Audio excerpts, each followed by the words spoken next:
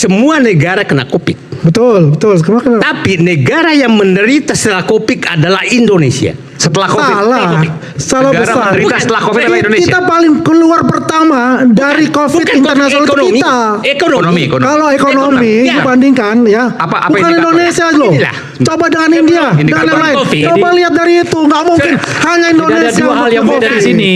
Sebelum COVID, Kalau bukan negara-negara ASEAN dulu kita di atas loh.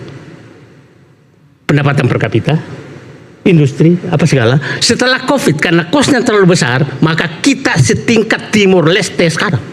Itu data. Setingkat Timur Leste dari sisi Dari sisi mana Pertumbuhan untuk ekonomi pertumbuhan atau- ekonominya? Ya bukan. Dari Timur Leste itu Maksud dari saya, sisi mana kita bisa lihat? berhasil kita bicara memang menyelesaikan datanya, COVID. kelihatan datanya lah seperti Ya, apa. Anda juga kita bisa cek juga di ya, Google. jadi BUMN, saya yakin betul bahwa ini Pak Prabowo agak kesal. Ini kan yang mengganggu kemarin keinginan Pak Prabowo mengembalikan posisi BUMN sebagai lembaga negara, bukan lembaga politik. Itu terhalang oleh Erick Thohir. Lobi-lobi dia, maka dia udahlah kau keluar aja, maka aku akan kendalikan. Jadi Pak Prabowo sekarang ini istilah saya bukan bersih-bersih, menyingkirkan sapu kotor dan mengganti dengan sapu bersih. Bahwa jalannya berbelok itulah gaya, bukan karena gaya dia tadi. Otaknya Rambo, hatinya Rinto. termasuk ada mengatakan naiknya adalah Ya, saya begini. Saya boleh Pak Prabowo sampai 20 Oktober harusnya sudah semua orang sekitarnya the presiden, men. Sampai 20 Oktober, 1 tahun pemerintahan. orang yang loyal dengan Pak Prabowo. Loyal dan tidak lagi ada berdua muka. Tidak mungkin lah memberantas judi online kalau masih ada bosnya judi online di dalam. Ya, tidak mungkin dia memberantas pemerintahan tambang. Penersian tambang kalau backingnya tambang itu masih ada di dalam, karena pasti bocor semua. Itu harus dikeluarkan semua supaya memang the presiden, men. Dan saya katakan sekarang mungkin Pak Prabowo udah mulai agak tidur nyenyak di sedikit karena sudah ada Jamari Saniago, ada Safri Samsudin, ada Purbaya, BUMN sudah nggak, Erick Thohir sudah nggak. Jadi kelihatannya saya berharap 20 Oktober 2025 orang-orang sekitar Prabowo sudah the presiden, men. 20 Oktober sampai 20 Oktober 2006 Pak Prabowo sudah menertibkan oligarki, menertibkan aparat, melakukan penegakan hukum, melakukan pembersihan semua, dan 2000 saya harap 2027 Pak Prabowo masuk pada perubahan sistem politik negara untuk memperbaiki negara. Itu harapan saya ke Anda keberatan nggak kalau Anda menyebutkan siapa saja yang menurut Anda itu akan diganti? Saya nggak bilang harus diganti, akan diganti. Saya menurut tensi Anda. Kita kan tahu siapa sih menteri yang terkait dengan CPO, kenapa masih ada di dalam? Kita tahu menteri-menteri yang masih terkait dengan impor gula, kan masih ada di dalam. yang tahu Pak Said. Ya tahu saya. Ya, makanya siapa Ya, kira-kira? ya, kita.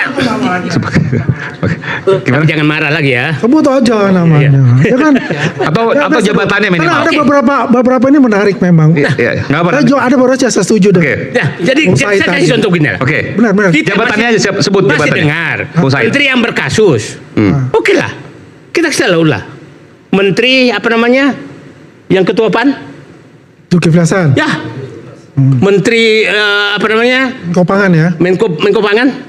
Nah, kita tahu aja lah. Menteri Koordinator Perekonomian kan sempat terungkap. Airlangga. Menteri apa namanya? Menteri SDM. Ya kan? Ya. Jadi ini namanya apa namanya? Yang dianggap bahwa ini mengganggu Kamtibmas terus menyiapkan Mendagri, Kapolri, sebutkan aja supaya Pak Presiden ini percaya. Beginilah, kasih contoh. Sebentar, tadi Pak, Menteri SDM, Menko Pangan, Menko Perekonomian, Mendagri, Kapolri. Kapolri dan Menko Kesra, Menko Zulkifli PMK. Ya, Kok Zulkifli Hasan Menko Pangan. Menko Pangan. Menko Pangan. Menko Pangan. Maksudnya mau sebut Dan Pak- ada juga Pak Menko- menteri, ada juga menteri nggak pernah kedengaran. Menteri apa namanya tuh yang bekas nggak tahu apa kerjanya sekarang. Menteri yang bekas Setnek, Pratikno. Itu menteri apa? Saya nggak ngerti. PMK. Nah, Jadi Pembangunan manusia dan kebudayaan. orang yang tidak bersih dan orang sampah di dalam kabinet buang sampai tanggal 20 Oktober. Sedikit aja sebelum saya break. Sedikit aja karena ngeri juga disebutnya sampah soalnya. Nah, iya, kalau Bung Said Didu itu bicara itu memang ada juga benernya, tapi banyak yang nggak benernya. Banyak gak benernya? Karena persepsi pribadi beliau. Oke, kan. yang nggak bener diantaranya Yang satu aja menasar gini, sedikit. Ibu Sri Mulyani. Oke. Nah, kalau Ibu Sri Mulyani memang sudah katakanlah etik birokrasi gitu loh. Karena 14 tahun sebagai Menteri Keuangan.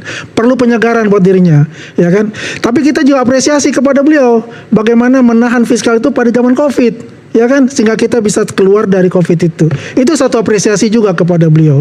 Ya, memang mazhabnya beda dengan mazhab yang sekarang. Ya kan? Nah Bung ini Andi, saya ingin jelaskan dulu.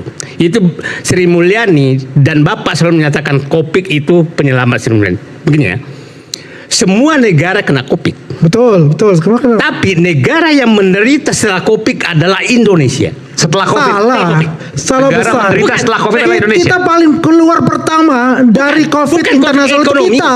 ekonomi. Kalau ekonomi Ya. dibandingkan ya, Apa bukan indikatornya? Indonesia loh. Inilah. Coba dengan India dan Indikator lain-lain. Covid. Coba lihat dari itu, nggak mungkin hanya Tidak Indonesia. ada dua hal yang beda di sini.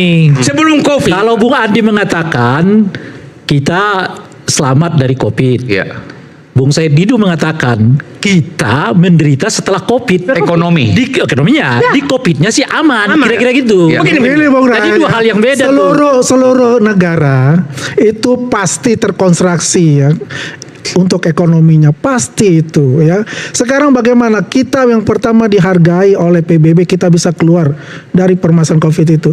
Nah, kita jelas pasti kita gradually ya, kita akan memperbaiki ekonomi kita. Akan. Dan Selesai Bung, sudah akan kalau gitu. Kan sudah selesai, gradual kan, sudah Bang? selesai diskusinya. Ya kan? Akan Saya memperbaiki. tambah Selesai. data Iya. sedikit dari Bung Aswan ya. Jadi di Covid itu kan Indonesia itu pertumbuhan ekonominya masih positif ya. 2-3%. Inflasi ditekan di bawah 5. Sementara misalnya Argentina udah 100 lebih ininya kan inflasinya, Turki 70 lebih, bahkan menuju negara gagal ya. Dan banyak negara-negara Eropa yang kolaps minus semua. Sekelas Singapura juga di tetangga kita kan kolaps ya, di minus semua. Nah, itu sebenarnya parameter ekonomi untuk menguji bahwa Republik ini berhasil menyelesaikan masalah Covid lewat keberhasilan ekonomi juga. Itu tambahan kepada Bung Aswan. dengan kos yang sangat besar. Faktanya setelah Covid, negara-negara ASEAN dulu kita di atas loh. Pendapatan per kapita, industri, apa segala. Setelah Covid karena kosnya terlalu besar, maka kita setingkat Timur Leste sekarang. Itu data. Setingkat Timur Leste dari sisi mana Pertumbuhan untuk pertumbuhan ekonomi ekonominya bukan. dari Timur Leste itu Maksud dari saya, sisi mana kita bisa lihat. berhasil Kita bicara memang menyelesaikan datanya, Covid. kelihatan datanya lah seperti apa. Anda juga kita bisa cek juga di ya, Google. jadi maksud saya at all cost digunakan untuk Covid. Ya kan? Akhirnya semua utang naik, ekonomi naik, kita ini aja lah. Nah, maksudnya bahwa berhasil Covid tapi mengorbankan ekonomi. Seluruh negara melakukan hal yang sama. Ya kan sudah dijelaskan oleh tadi Om Bang David. Tapi kesimpulan gini, saya dapat apa yang disampaikan oleh Bung Said itu. Indonesia yang nganjelok gitu. Bahwa kemudian apa yang kita rasakan hari ini adalah warisan dari pemerintahan sebelumnya. Nanti kita debat soal itu, sesaat lagi kita akan kembali.